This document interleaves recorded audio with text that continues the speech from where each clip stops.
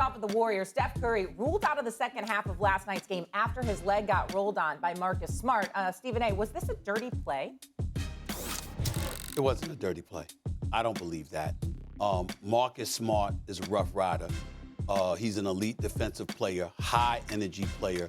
He was going after the ball. He didn't intentionally try to hurt Steph Curry, and I don't believe that's what Steve Kerr was saying in defense of Steve Kerr.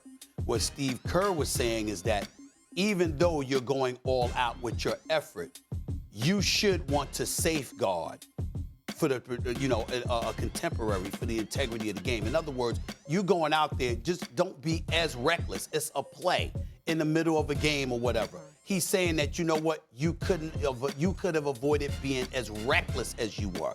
That's what he was saying. Marcus Smart doesn't play like that. He plays with reckless abandon. Yeah. And that play last night was the latest example of it. I don't believe he intentionally hurt Steph Curry at all. We're on the same side. If that is what Steve Kerr said, Steve Kerr's wrong.